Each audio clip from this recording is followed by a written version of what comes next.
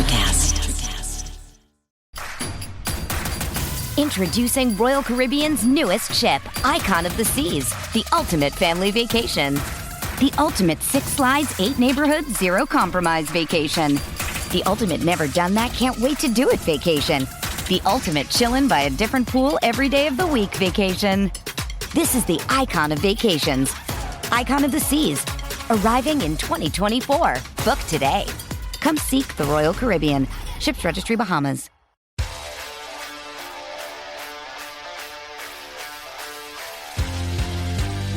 Welcome into Missing the Point. We're back on the podcast. I've made my journey to the podcast all the way from the fucking Mensa meeting that was the comment section of our TikTok and YouTube over the course of the weekend. Love the fans, love the engagement, but I'm quite casual about it.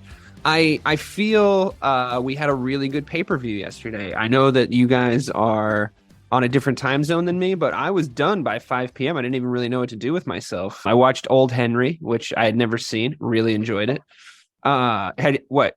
You like it, Ben? You like that movie? Dude, you recommended that movie to me last year. I think I said it looked good. I don't know if I... Yeah, and oh my God, I love it. It was so good. So good. It was just, I don't want to spoil anything for the listeners, but the twist at the end actually was quite well done, I thought. Yeah. Bruce Willis was a ghost the whole time. It was wild. Oh my God. I fucking hate that guy. Not Bruce Willis, M. Night Shyamalan. Okay. But I don't even think The Sixth Sense was that good. I don't even know if he's ever made a good movie, to be honest. But we're here to talk about the UFC. Stands for the Ultimate Fighting Championship. See, I'm not that fucking casual. I know that. And we had a really good card, I thought. The early prelims, there was about 30 fucking fights in the early prelims, which is cool. I like when they do that because there's no break in between the walkouts. Just one person after the other. The prelims were cool. I enjoyed all of it, but the main event, I really can't. I'm champing at the bit to talk about because during the walkouts, I thought Kamaru was kind of trying to convince himself that he was still Kamaru Usman, even though he had been told and the world had been told that he was human with headshot dead. And Leon, I was a little nervous about his body language going into the ring. And as I told you guys, I'm a certified doctor in body language. I was a little nervous about it. But what I realized, looking back, is that I think he was just like fine. He was just like walking into the octagon completely okay, and that showed in the fight itself. Matt, I doubled down in order to try and make some of my money back that I had lost over the course of the card, because my bets, I wasn't necessarily wrong about the fights, but my bets were stupid, and I did make some money back just doubling down on Leon, because I just thought to myself, you know what, like, it is hard to recover from a fucking knockout like that. But despite that, what I thought Leon did really well was what I think his game plan was in the last fight, but he got tired. A couple fingers in gloves, but the wrist control that he was showing in order to not stay on the ground and explode out at random times and like really make sure that he just wasn't going to get kept up against the fence or kept on the ground and have Kamaru lay on him. He got out of there almost every time it happened. And I think it just showed that Kamaru Usman is kind of who he thought he was. He has that one thing. I know he's knocked guys out, but maybe Masvidal wasn't as good as everybody thought going into that fight. Who knew? He'd only lost like 15 times up until that point before he'd meet Ben Askren in the head. But I think Leon getting out of there was the game plan in the first place. I think he's really improved his wrestling. He's a really good athlete. And once they were on the feet, Kamaru didn't have shit for him. So, it was probably not the smartest money that I made all night, but once the fight actually started getting going, I was like, not that surprised. What did you think? No, I'm proud of you for doing it. I wish I had followed you. You gave me every opportunity to, and I think I responded to your text with "ew" because I couldn't. You did.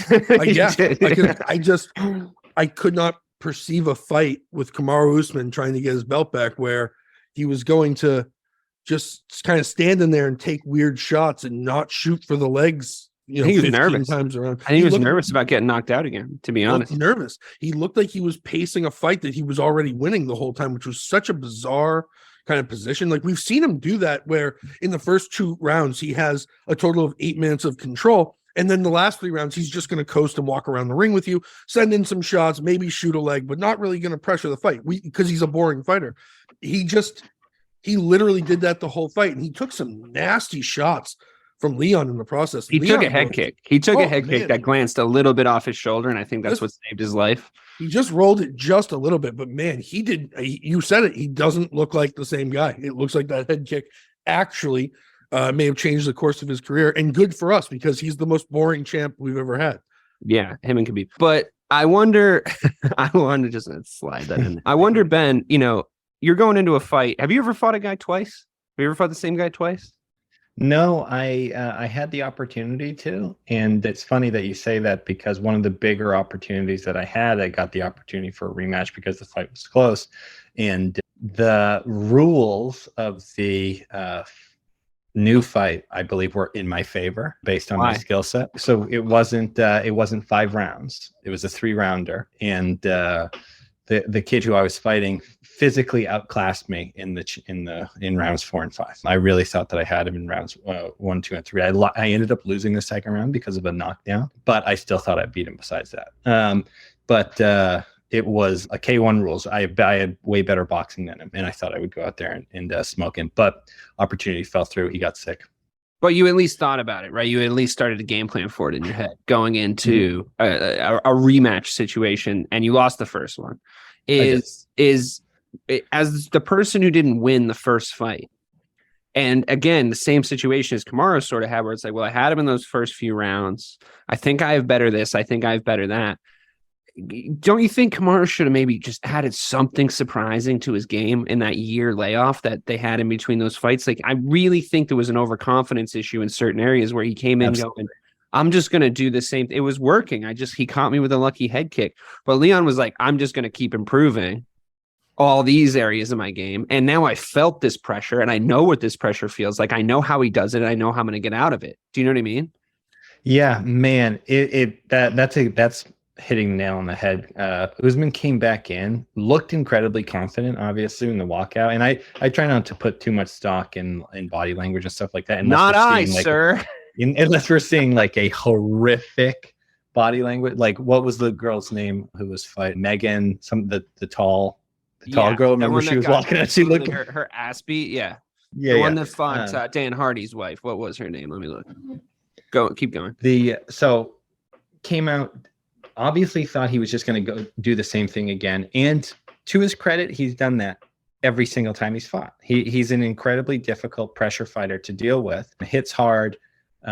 Obviously not super exciting. Stomps your foot into oblivion. But he does his thing and he wins fights. But wow, Jesus, man, that was crazy to watch that last night after. And I know that we have to account for the fighting at altitude in the second fight. Where did they fight? Where did they fight the first time? Were they in Denver? Were they actually? Yeah, something like that. They fought at altitude, and it really looked. I hadn't ever seen him get tired like that before. But second fight, his cardio looked great. We all said it right after the first round. Like, he did that thing that you do. I mean, I've experienced this in the few times that I've actually had a cardiovascular, like my cardiovascular levels higher. He did that thing you're able to do when you are in really good shape, where you remember to get your breath back by taking a big deep breath through your nose, blowing it really fast out your mouth, and then you're back, right? Yeah. And it's like, I saw him do that, and I was like, oh, his cardio is better. Like, he's good, he's calm, because I've noticed in the experiences I've had in situations like that, where it's like, if your adrenaline's high, you don't remember to breathe right. And I looked at Leon, and he was just remembering to like keep his breath like in the right place. He was remembering to like not let the adrenaline dump on him a little bit. And like, I think that he was well aware of the fact that his cardio is what let him down in the first fight, and he won the first round in the second fight, I should say, and he won the first round in that fight. And I think it was, if his cardio didn't let him down, I think he could have kept doing what he was doing. And look, it happened. He could not hold him down the way he's held other guys down. And it's the fact that they fought 3 times is a factor in that. I will say I took a little shit on our TikTok for saying that he's not very good on the mic. He isn't. Like, I stand by that. Like, people are like, headshot dead. I'm like, yeah, it was all right. It was cool. And he had like the people chanting it and stuff. What I will say for Leon, though, is when Kamaru walked across the octagon and tried to like intimidate him, and he just like put the gun up in his face and started doing that, I was like, that's actually some cool shit. He's not scared at all. Like, this is going to be a good fight at the very least, right? He implemented a really good game plan, man. His footwork He was switching stances, cutting the angle, and making Usman pursue him, which I didn't really think was the way that he would win that fight. I thought getting out there and meeting him and keeping Usman on his heels would be the way to beat him, because Usman always beats you in a pressure fight. Yeah. In a battle of attrition against Usman, you lose. Right. But he was able to keep cutting the angle, And I was getting nervous because he was letting himself get backed up a little bit, but then every time he got that just too close to the cage, he would just move. He would just circle, and he was circling in a way where he wasn't going to circle into any kind of power shot that Usman threw, because he was hitting his way out of those situations. He was like making Usman think, or like moving his hands and like, hand fighting, and then just like dipping out, which I thought was genius. Honestly, it was like really, really clever. Yeah, real masterclass in hand trapping that fight. Catching over and throwing over the top. But that first body kick that we saw in the first round, I think that really told the tale of the fight. Conor pretty much folded him with the body kick, and then it was just different the entire time. Also, that kick, that kick, he was just watching for it the entire time, because like Edwards' thing, I think, was like, I can just kick you in the body like this all day, and if you lean into it and it becomes a head kick, that's fine. But he was waiting to throw the full-blown head kick until the later rounds again, which was smart. Michael Bisping, who spent the entire night basically still, yet again, not making any fucking sense, actually made a good point. During this fight, and DC like kind of made fun of him, and I was like, you made fun of him for this, but like you didn't leave like any of the other stupid shit that he was saying for the entire fight. And we'll go on to the fact that Justin Gaethje called him out too, which is funny. But he made the point where he was like, he's not very articulate. He's a fucking idiot. But he was trying to say, and I was agreeing with him in the moment, where Usman got caught with a cup kick, which was the first one was pretty on his fucking jewels. The second one kind of glanced. And Usman kept like looking at the referee, and I think the glove thing had already happened by this point. And yeah, his fingers were in the glove, but I think what we saw later was that like he didn't need to hold his glove to get out of those situations. So I don't really think it makes a difference.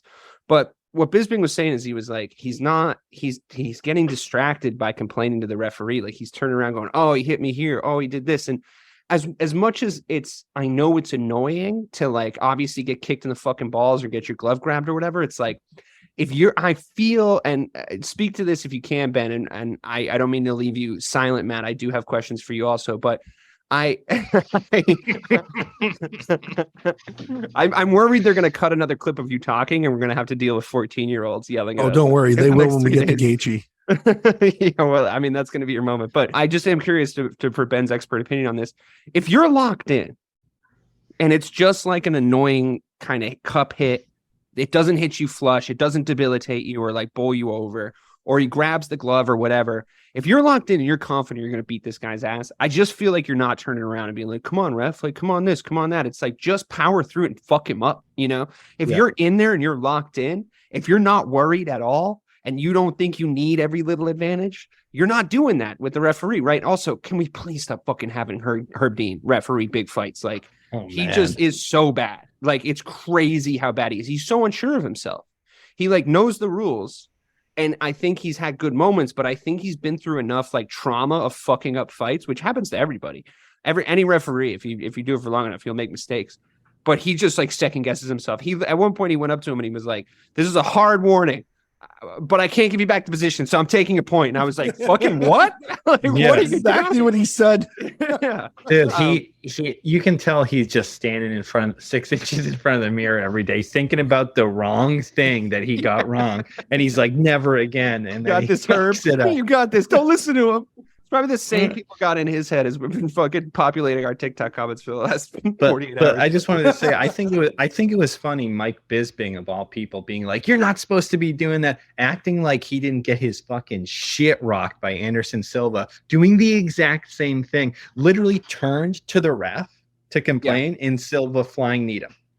Well, there was a couple of moments in the Edwards-Usman fight where something like, there was one moment I remember specifically where Edwards kicked him, I think, low on the torso, and Usman turned to complain to Herb Dean, and Herb Dean was like, "No, it's good, it's good." Yeah. But they both kind of stopped fighting and looked at Herb Dean, and I was like, "Leon, punch him in his shit when he does that." Because, like, for me, there's still a raging debate about when Floyd Mayweather hit that poor kid who was trying to hug him for the 6th time and knocked him unconscious. And it's like, guys, I hate to say this, and I'm not trying to be a piece of shit. I'm really not. But the fucking thing they don't stop repeating, and everybody listening to this podcast knows what I'm about to say, is protect yourself at all times. Don't do that. You're going to get fucking killed. If you do that, somebody's going to have the wherewithal to fuck you up. If the referee says stop, you stop. Otherwise, don't. And I think that is a little bit of a indication of how little control Herb Dean has in there. Like, say what you will about like Mark Goddard, right? Like, Mark Goddard is like, you're dating a girl and she introduces you to her dad, and it's Mark Goddard, and he has to like tell you the stories of how he used to be a rambunctious youth, you know? And it's just like, Jesus fucking Christ, this girl's dad is like, but he's not a terrible referee. Like, you can tell he's got an ego, which should not really have a place in refereeing. But then there was that Rich Mitchell guy, who apparently they found in England. I'm sure he's done other fights, but I never really noticed him. Great ref. Yeah. Everything he did was, he was just very like, nope, yep, like very clear, stopped people, did this, did that. And like, for me, the glove thing, for like, the rules just need to be like readdressed. The glove thing, for example, I don't care. I just don't give a shit. Like, the referee should get over there and be like, take your fingers out of the glove. You shouldn't be losing fucking points for that, dude. Like, I mean, and for me, this is a crazy thing, because when I first started watching MMA is when you first started doing it, Ben. It would always be about giving the position back, and they never do that anymore. It's they take a point, or it's a hard warning, and then they're back on the feet, and the guy's lost the position. It's like, well, you might as well try to fuck around with like referee wise then. That was one hell of a fence grab though on Leon. Again, I mean, it's not his fault. That's a reflex. Like, listen, your reflex is gonna tell you to like, don't make it a fence. The only reason it's a fucking cage, guys, is to make it like more cool and intense. So like, don't blame the fucking fighters for using what's around them. I'd throw a fucking chair in there, for God's sake, if it was up to me. So you're talking about fucking fence grabs like they're the worst thing in the world. It's like, there's a fence right there. Don't make it a fence. Don't make it grabbable. Like, just, there's got to be a better way. There has to be a better way, right? Than a cage that is finger shaped for when someone's trying to drag you down and murder you. Your reflex, Ben, speak to this, please. Like, you have a reflex to do stuff like this. Yeah, and goddamn, when you actually, it's so funny because before I ever fought in a cage, you look at it and you're like, oh, it's like a cage, like a fence. You do those things. I don't know how we haven't to date had somebody lose a toe or some shit like that in the US. Because it's like sharp, dude, right? Those things are stiff. I remember my first MMA fight at the strip club that you guys came to. The next day, dude, I was there anyway. Yeah, I've never been. Ben's here too. My whole back was shredded from the cage. It should be. They should really take it back to like a pit fight and like have it be like 6 foot walls. Yeah. Like, just lower it down so you can get the camera angles. Of course you're going to grab it. I've grabbed it. I've used it to walk with my feet, which isn't illegal, which is odd. Where do we draw the line with opposable thumbs on the feet? Because because you can't grab with your feet. But also, it's like even the feet thing. There's like, you're not supposed to be able to interlock your toes or something. It's like. But then you'll see the referee coming over and like knocking their hand away, and it's like, all right, I'll take that. Like, that's fine. You like, don't let you can't catch it. Don't let them do it. But yeah, dude, have beaters on the outside, smash in the inside of the wall. Yeah, I mean the eye poke thing too. It's like, I just feel like we know there's better gloves, and they don't want to use those gloves because they're not patented to the UFC or whatever. Like, the way the octagon is patented, and like they make money on that like cage being used in other promotions or whatever. But it's like an eye poke, I can understand. An eye poke, it's like, you've changed the course of the fight. Matt, you remember all the John Jones fights where he did that on purpose every single time, for sure. And like, it gave him an advantage. There's interviews with DC after their first fight, and he looks like he's gonna lose the eye. And it's like, yeah, that's true. The eye poke, you should lose a point for. I mean, I know that the gloves aren't ideal, but an eye poke and a groin strike, those I understand. A glove grab and a fence grab, I'm like, I don't know, man. Like, well, so with the fence grab, and I think Herb Dean even said it out loud, he literally stopped the takedown from occurring. So if he doesn't do that, give him the position. Just give him the position then. Well, then the real issue I have is, doesn't he get the round anyways? So he's probably going to get the round if he got that takedown anyways. But as far as DC goes, he has like magnets in his eyes. He's been eye poked by so many people. I think it's his height. It's I think he's just short. I was just perfect gonna check say level. it's because he's shorter than like every guy he's ever fought because he Like fights Stipe. everyone's over 6 feet tall. Yeah, Stipe actually touched the back of his skull with an eye poke. It was horrendous. yeah, and that was probably accidental because Stipe seems nice, but But John Jones is a bad guy. Yeah, he's terrible. Right, person. fair, yeah. Yes, he is. He's a fucking absolutely awful person. So on that note, though, a few things have like sort of occurred from the fallout of this fight. I think you couldn't put a gun to Dana White's head and have him tell you this, but I think this was an ideal outcome for this main event. I do not think he was loving Kamaru Usman as a title challenger. I did find it funny. Ali Abdelaziz was definitely on Islam Makhachev's fucking phone being like, I want him next. And it's like, dude, he just lost. All right. Like take all your fighters' phones and give them back to their fighters. He doesn't really want to fight Leon Edwards. It's fine. We'll just keep him at 155. It's cool. But a few things that have come up is, they did this big promotion of like keeping Kobe a secret, bringing him down to London, having him like be obnoxious in the crowd and be like, oh, it's fucking, I'll fight this guy, whatever. He seemed very excited that Leon won because I think he knew that if Leon won, he was getting a shot to fight him again. Nobody wants to see him fight Kamaru again. So then Dana said, it's definitely Kobe next, right? That definitely fucks over the Bilal Muhammad's and the Gilbert Burnses of the world. But what I think is happening, and I think Ben's face is going to crinkle up when I say this, but what I think is very clearly happening is I think that they think that Conor's going to beat Chandler. I think that they're going to have Kobe fight Leon, and I think that it's a win-win giving Conor either Kobe or Leon for the UFC, because if it's Kobe and Leon or the first ever spit roast UFC fight. Yeah. No, but he goes. You have him against Kobe. That the promotion writes itself. It's just two guys just yelling horrible shit at each other. That fight sells itself. You have him fighting Leon. It's Ireland versus England. It's a stylistic matchup. Maybe benefits Conor a little bit better than if he fights Kobe. I think a lot better than if he fights Kobe. But I think that's what they're doing. And does that fuck the Bilal Muhammad's of the world? Yeah. Man. But I think Bilal Muhammad might have fucked Dana White's wife, because you know who they're putting him against next? Shavkat. What did he do? Dude, whose fucking wife did he sleep with that he has to fucking fight Shavkat now? I wouldn't fight Rakhmonov for any amount of money. It just nothing about that seems fun or fair. It was like cutting over to him. He was there last night. It was cutting over to him when like shit was going down. Like someone was yelling at someone. It was cutting over to Shavkat. He was going. Like when all this stuff was going on, I'm like, that's a scary guy. That guy's, and like the problem with Bilal Muhammad is like he's not the most exciting fighter in the world. He's also doubles as a pretty terrible commentator, but seems like a nice enough dude. I think he just wins. He just wins I'm every surprised fight. you don't know him personally, man. But what's funny is he's just one of those guys where it's like Dana's not transparent about who gets title shots and why. And like this is kind of what I was saying about Leon and the mic skills. And people were saying on our TikTok and our YouTube, they were saying, well, you don't need to be this and this and it's like you do. Yes, you do. It's part of your job to sell the fights. That's 100% part of your job, guys. I'm sorry. I wish it wasn't the case. In fact, I don't. It's part of the fucking fun of watching the sport. So I don't know. But anyway, especially this sport. Bilal's going to get fed to Shavkat like the Rancor in Jabba's palace. Gilbert Burns is definitely going to beat the fuck out of Jorge Masvidal. And then you have this sort of like Gilbert Burns, who does he fight? But it's there as an option if X, Y, or Z doesn't work out. But there's a lot going on at welterweight now. And I think that's all because Kamaru Usman didn't win again.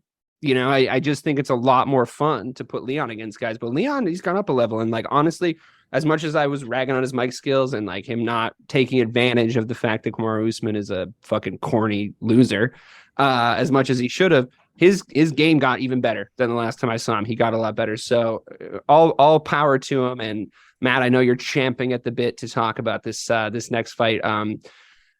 Fiziev versus Gaethje. You were right. Here's your flowers. You were totally right. Yeah, you were right. You were right a little though. I mean, it's like I think both of us like thought maybe one guy was going to be way better than the other guy. And it was honestly and I think Ben was actually the only one that was like, no, I think it's going to be a pretty good fight because I don't know, maybe you thought about it instead of just like used your lizard brain to pick the person that you wanted to win, but which is probably helpful in this talking about things intelligently business. But I think that I was, first of all, super impressed with Ev's speed. I thought it was crazy how fast he was. Ben made a good point about if it was a Muay Thai fight, he would have won on points because of the things that he was doing. Like the variety of the shots. Yeah, he was throwing way more elbows. He was a lot more clinical, I think, across the first 2 rounds. But MMA scoring, Justin was really trying to put him out there. And I think we all knew in the 3rd round where he won the 3rd round more decisively than anyone had won the first 2. And I'll give Justin credit. The thing that I didn't give him credit for, because I think that he has special needs.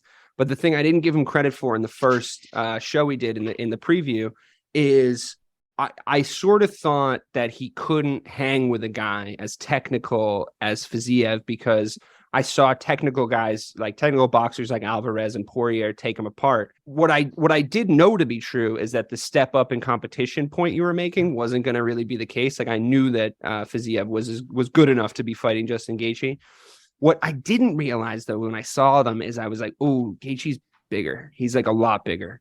So anytime he needed to like use reach, anytime he needed to just sort of take a breather and like, push him away and like whatever, he was able to do that. But what do you see happening, Matt, for Justin Gaethje now? Because it's like he got slapped back down from the belt.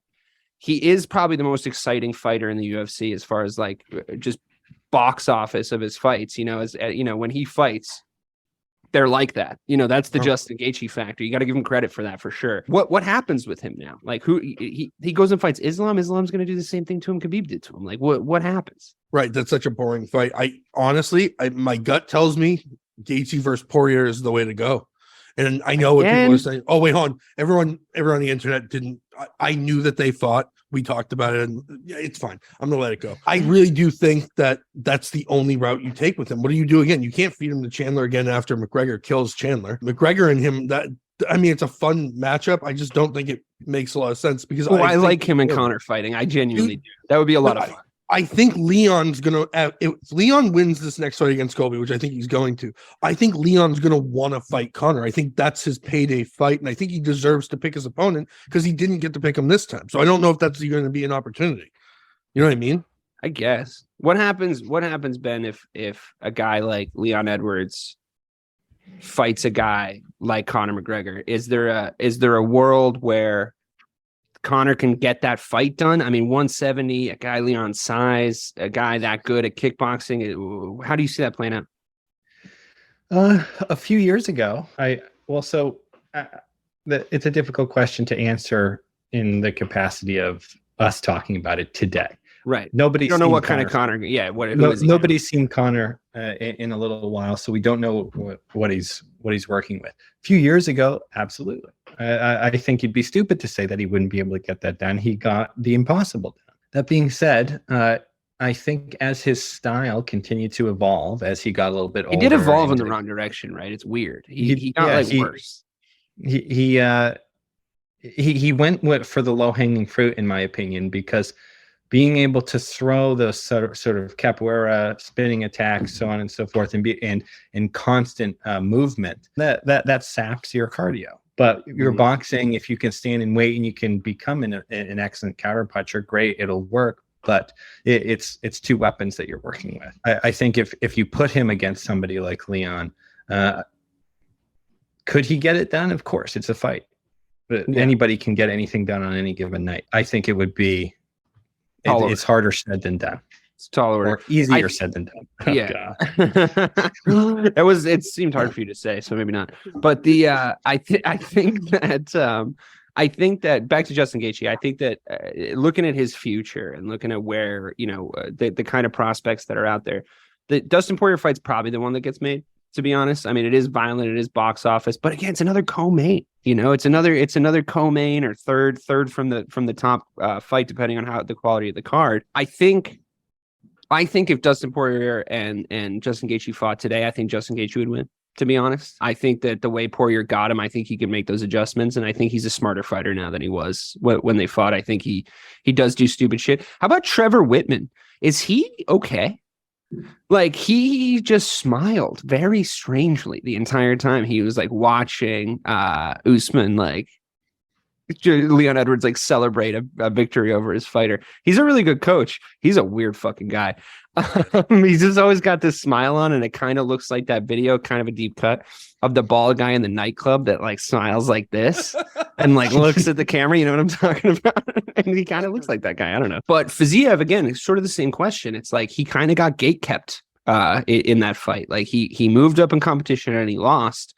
For me, you run it back with those two guys. Like, you run it back with those two guys. I don't know what their deal is these days with 3 to 5 round fights. You know, title fights were supposed to only be the only 5 round fights. But if you could make it a main event on a fight night or a main event on a pay-per-view without a belt on the line and make it a 5 round fight, I would be really interested in seeing that. I'd be more interested in seeing that rematch because it was close. Up until the 3rd round, it was close. And damage tells, and I get that. And I do think Justin won the fight. I'm not arguing with you there, but I think that rematch is more interesting to me than the rematch between him and Poirier. I don't think him fighting Chandler really holds any interest, unless it's like someone like Conor or something. I really don't. I don't care to see him fight anyone else, but that fight again, because I think Fiziev can go and work on some stuff and maybe do a better job. Am I wrong? Well, I think Fiziev moved up on rankings even after the loss. I think he's definitely now, yeah, he's at 6 now, and I think, you know, I feel like for Fiziev, first of all, I would watch those two fight every weekend because that was awesome. It's just like they'd be dead by April, but sure. Just hang and bang. Like, I love watching fights like that. Just neither guy's interested in going to the ground. We're just going to throw our hands at each other. But I think Fiziev has a lot of opportunity here from this spot because he's got Dariush, he's got Chandler, he's got Gamrot. There's a lot of chances for him to come up and show everyone. Yeah, I always forget about Dariush, and you know who else forgets about Dariush? Hunter Campbell and Dana White. Yeah, like, no kidding. Seems to really give a shit about that guy. It's no respect. It's just bizarre because he's the Rodney Dangerfield of the lightweight division. Yeah. But you know, Fiziev's young, so he doesn't need to be on a championship track right now. Whereas Gaethje, I doubt he would agree to fight somebody below him now because I think he knows that it's his last chance at going and getting a belt that's not interim. Yeah, that's a fair point. Leah also pointed out to me when I was like, no, I just think Fiziev's better. And she was like, and I was like, I don't think, you know, before the fight, I was like, I don't think I have like a huge bias against Gaethje, like the guys were saying. And she was like, are you sure you don't have a bias for Fiziev because he kind of looks like Ragnar Lothbrok? And I was like, oh shit, he does look like Ragnar. I was like, oh shit, I think I did do that. You know, I don't know if we've discussed it on this show, Dave, but should we talk about the shit list? What shit list? My shit list? For the listeners that don't know, Dave has an actual handwritten list of fighters that disappoint him that he refuses to bet on the next time, although we will bet on them from time to time. And it's kind of an impressive crazy person thing to do, but it's a handwritten list that he keeps in his pocket. Well, it's because I think I'm going to forget to not bet on Johnny Walker, and then Johnny Walker is about to fight, and I'm like, what? He's so athletic. Like, I'm going to bet on him. And then Leah, my wife, will be like, he's on the list of like never betting again. Do you remember why? And I'll be like, oh yeah, because I put like fucking $200 on him once. He was beating the ever-loving fuck out of somebody, and then he decided to knee him in the head while he was on the ground because he's an idiot. So I don't want to. It's not necessarily a shit list of people I hate. It's people that I don't bet on idiots. I don't like to bet on dummies. You know, I don't like to bet on people that are gonna fuck me. I don't mind losing, but actually that brings me on to my next point, and I wanted to talk about this from yesterday. I don't mind losing, but I don't like getting fucked by morons. I want you to fucking take me out to dinner and lube me up first. All right. Don't just fucking just stumble into me with that dumb guy dick. I need to know that I lost fair and square. And the Marvin Vettori Roman Dolidze fight, I did not fucking lose fair and square because Dolidze beat his ass for fucking 3 rounds. And those judges all goddamn night were fucking up. And there was one guy, I'm not sure who he was, but I know it was the same guy every time that was making these outrageous score calls every time. He turned a lot of unanimous decisions into split decisions. He turned some shit into he turned a majority decision in because he fucking 28 and 28'd one guy. And he gave fucking Marvin Vettori 3 rounds in that fight. I could see round 2. You could make an argument to me about round 2. I thought Dolidze won all 3, but you could make an argument to me around round 2. Vettori was running for his fucking life for that whole fight. He was desperately trying to fucking get out of those situations and not die from like those big looping overhands. Would I have liked Dolidze to wrestle a little bit more and like try to bully him a little bit more? Yes. But to say that that first round, he went flying across the fucking octagon from a punch. And what did he do to win the first round? Who was that guy making those fucking terrible calls? He gave Fiziev, I think, like 2 rounds, or 3 rounds or some bullshit, and Gaethje was pissed.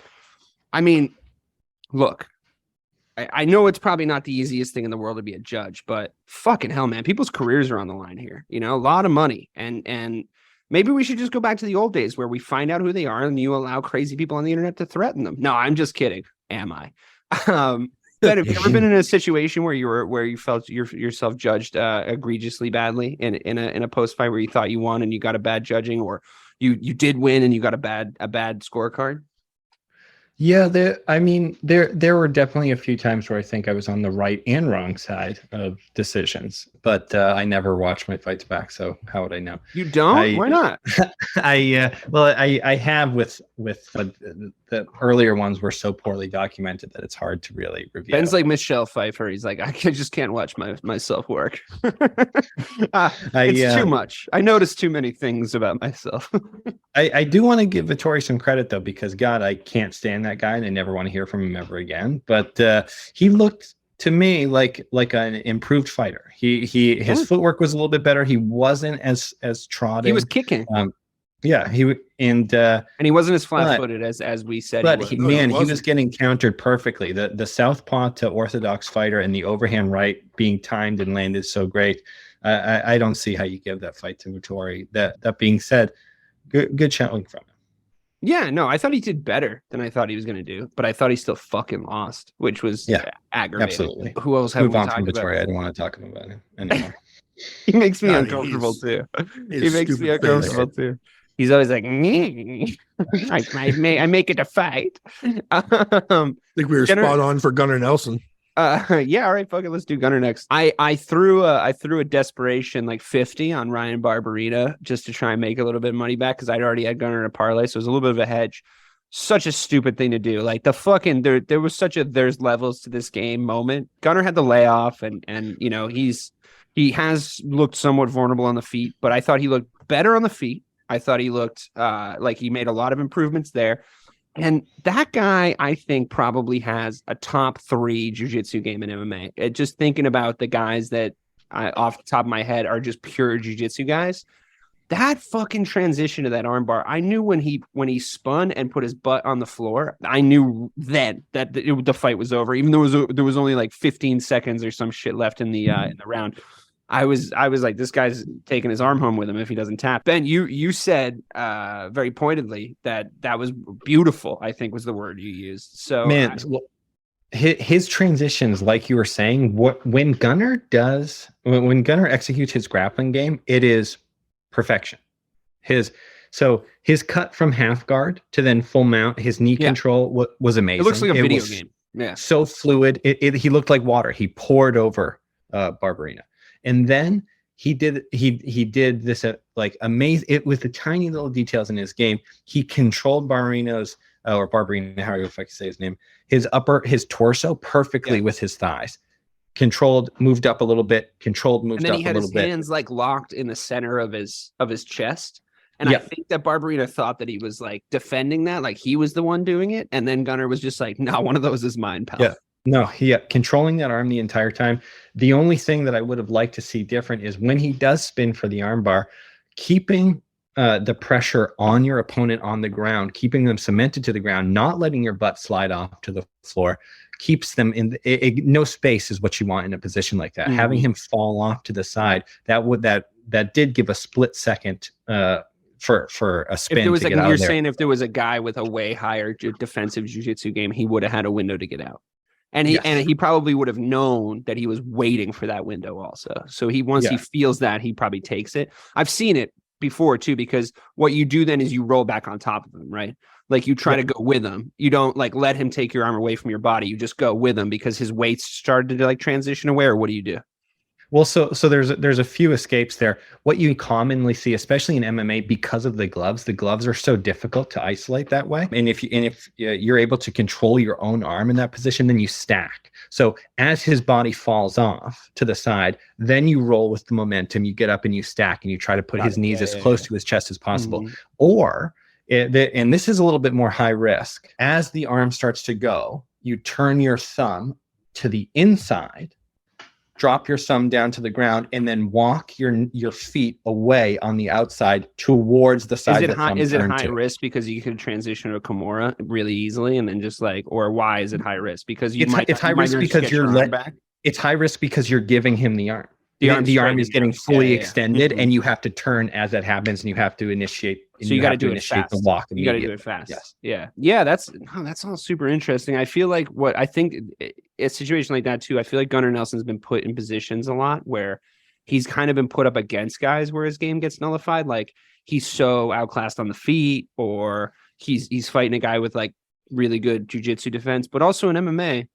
If you get to the second or third or fourth or fifth round, the likelihood of you submitting someone, I feel like, really drops because of how much sweatier they are, right? I feel like there's got to be a way to you got to find an old boxing trainer to think his way through how to cheat at that. Put some fucking baby powder in your breakfast in the morning so it starts to come through your pores and dry you out. I don't know, something. There's got to be some sort of trick to stay dry, right? It's funny because you say that. You guys remember Freddie Patente, the godfather of Worcester, and my first boxing coach. Yeah. So when he was coaching at my first MMA gym, which will remain unnamed, he started. Sorry, guys. That's the name of the gym. It was called Which Will Remain Unnamed. Go check it out in Worcester if you really want to learn how to. Should I say it so we have to bleep it out? No, it's too much editing. Keep going. Yeah, I would never talk about Worcester MMA. He was. It's funny because he was such a student of the fight game in general. He had been boxing forever. He still sparred at 60, whatever he was at the time, and he was constantly looking for ways because when we would box in the boys club, Carlos would teach you to hit with your thumb so that you hit in the eyeball with hooks. And then he would say, when you would throw the hook, you throw the hook and then you quickly turn back with your elbow and you try to catch with the elbow. Since that's legal in MMA, Freddie was constantly calling for that. He'd say, throw the hook, quickly turn back with the elbow while they're not expecting it. Because in boxing, that's obviously illegal and cheating, but it happens so fast. Fucking Dolidze was doing that. Every time he overextended with the overhand, he was coming back with a fucking elbow. And it didn't work even one time, but it felt like if he drilled that a little bit better, it might actually be worth something, Yeah. No, that's that is interesting. Okay. Well, I thought what the theme of the night was, and I do think there is themes. I think these matchmakers are I'm ever complimentary of the UFC matchmakers and what they do with their roster, because I think they have the ability to fuck over fighters that are annoying them. And they don't do that all the time, but they do it. And I don't know what Bilal Muhammad did, like I said, but he's about to get fed to a fucking rancor. But what they do really well, I think, is they stylistically pair fighters that make for entertaining fights. I think that is their sort of mission statement. And I want to talk very, very briefly about Jennifer Maia and Casey O'Neill, because we said we were high praise for Casey O'Neill coming into the fight, and she did lose me some money, but I'm not necessarily mad at her. Jennifer Maia's boxing, whilst obviously much improved, it really annoyed me that Casey O'Neill couldn't figure out that she was getting hit with the same 3-punch combo all 3 rounds, and she was doing nothing to adjust to it. I think that she had length on Jennifer Maia. I think that she had better kicks than Jennifer Maia. I don't think fucking Jennifer Maia threw one kick in that whole fight. She started to kind of get it together by the 3rd round. Ben, do you think that was ring rust? Actually, Matt, do you think that was ring rust? Because you were saying she's fucking ring rusty. I think that was your one worry, and it didn't look like the injury necessarily was the issue, but she definitely looked a little deer in headlightsy. And I will also say, by the way, Juliana Miller was the lady that we were talking about in the early prelims, and her walkout, Ben, she did it to Mr. Fahrenheit by Queen. And I noticed the exact same body language thing you did, because she started to sing along with the song, and then she saw the camera on her, and then she got nervous for singing along to the song, and I was like, oh, she's about to lose. I was like, she does not look confident at all. And she was an Ultimate Fighter. She's the one Ultimate Fighter winner. She won the women's season. And god damn if Dan Hardy's wife didn't just go out there and beat the fucking brakes off her. But yeah, body language matters. But anyway, Matt, going into that's why I got my doctorate in it. Going into the Casey O'Neill Jennifer Maia fight, I mean, Jennifer Maia put on a good performance. Like, I'm not taking anything away from her, but it was the same straight hook uppercut combo that she was throwing over and over and over again. She just kept catching this girl. And it's like, where's your corner? Where's your corner telling you how to avoid a fucking boxing combination? Not in boxing. Like I could tell you as a watcher of boxing what to do about that. Like just get inside when she throws that combo. You know which punch is coming when she throws the uppercut, go over the top. But it's not even boxing. You can just stay out in kicking range and just fucking peg her legs all fucking day. Like what happened in there? It had to have been the time off. I mean, what she looked rusty. She's a better fighter than that. I really think she's a better fighter than that. I was so upset because I was so hot on her. I love a return story. All right, this is a workplace. Calm down. Yeah. I felt like Maia was kind of she is a handsome woman, but like be professional. Yeah, she's okay. I felt like Maia was an opportunity for her to come back and look strong. And man, you're right. She just didn't look like she knew what was happening to her. And it wasn't that complicated. It was the same thing over and over again. Yeah, that's one that's one of those set it and forget it. I might have bet that 4 fights in advance. I'm like, that's a winner. I should always know those are the losers. Unbelievable. I know. It's disappointing. I was high on Casey O'Neill before that, but I think that she's pretty raw. I think there's some stuff she has to do to improve her game. And honestly, the way the women's divisions are going, she better hurry up because there's a lot of really good fighters out there. No kidding. Okay, I mean, it was a fun card. We had a really good time watching it. I hope you guys tailed some of our bets. I hope you didn't tail the ones that, we got wrong. I did really enjoy all the engagement we got on the videos, especially, people wading into a video of Matt saying that Justin Gaethje was going to win a fight and being like, what do you mean Justin Gaethje's awesome? It's really great to see how America's education system is definitely not failing anyone. But next week we have Vera and Sandhagen, which is going to be, I think, a really good fight. I love Cheeto. I think he's a really good fighter. Corey Sandhagen, I'm not super high on, but we can talk about that. Holly Holm's back. Holly Holmes, she's looked 45 since she was 25, but now she's actually 45. So that's exciting to watch. She's had a long layoff. She's been hurt. So we'll see what Holly looks like. I'm a big Holly fan, by the way. I've been a big fan of her since I watched her head kick Ronda Rousey out of relevancy, but giant killer. Yeah. And after that, we have what I'm very excited for at the start of April, and I hope you guys will be back to talk to me about it. Alex Pereira, who's a pathetic 7-1 in MMA, which is hilarious, is the current middleweight champion of the UFC, and that between him and the long reigning champion Israel Adesanya. But I have to just quickly preview that because I want to know: do some athletes just have other athletes' numbers? From the gut, you can't possibly be thinking about betting on fucking Izzy again, right? There's no way. No, I think I just don't see how he does it because he's had so many opportunities. He's had every opportunity he can throw at a fighter to come back, redeem himself, and win. And Izzy is an amazingly talented guy. He does a lot of stuff great, but you have to be perfect the entire time with Alex. Yeah. And that he just does not seem to be able to maintain that perfection throughout the entirety of the fight. And that's all it takes. That hook, it's coming. He can punch through your guard. He sets you up. It doesn't matter. He'll get out of there. You got to get out of there. You can't be leaning up against the fence, like moving your head around. You got to get out of there. You're going to get put away if you don't. I just don't see him winning it again. I think Alex has his number. I think somebody else will have Alex's number shortly after. Yeah. Someone's going to come in and wrestle him, and it's going to be all over for sure. But Izzy versus Alex, I think you'd be stupid to take the bet for Izzy. Matt, that's going to be a really fun betting card. I really do think it's going to be a lot of fun. There's going to be a lot like Kevin Holland's fighting. He loves to lose me money. That kid, Paul Rosas Jr., who, his face looks like it was made out of like children's Play-Doh, but he's a really, really good fighter. Ponzinibbio is the one fighting Kevin Holland. That's going to be good. And then Gilbert Burns and Jorge Masvidal. And I'm really looking forward to the early lines on that because I could not possibly put enough money on Gilbert Burns. No way. That's going to be a fun betting card, right? Yeah. But I will say this, resident casual here. Right now, I'm pretty hot on Izzy. We'll see how we are when we get close to the fight. But boy, oh boy, do I love a Creed 2 story. And I think we got one brewing, boys. Yeah. I love the story of the worst of the Creed movies as well. Okay. Well, I mean, it is, though. And it's based off the thing is, and this is the thing people forget.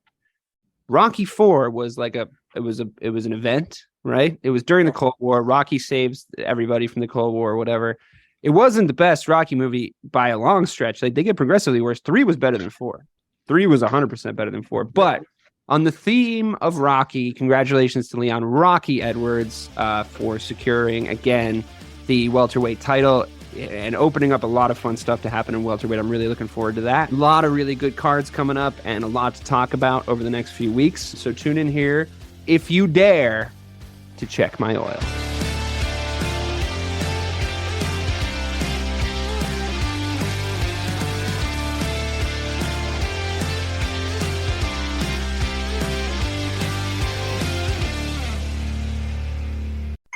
Hey, what's happening out there, everybody? This is Lawrence Ross, and I'd like to tell you a little bit about my podcast, The Lawrence Ross Show. Egomaniac. It's a 2-hour weekly exploration into my mind. I also do sketches, celebrity impersonations. You're out of order! And I also do song parodies. Not too shabby for a blind guy. Not only are you visually impaired, but you are geographically impaired. New episodes are released every Friday. Check it out on your favorite podcasting platform or listen to it here on Society 13 on Electrocast.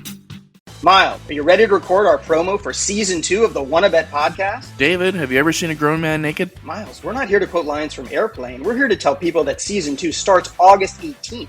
But I like Airplane. I know you do, but Wanna Bet is a sports betting podcast. Each week we bet $1,000 on the NFL teams and games that we love. Well, that sounds like fun. It is fun. And last year you picked over 60% of your games correctly. How'd you do? We're not talking about that. We are telling people that they can find us every Friday. So no more movie quotes. Roger. Electrocast.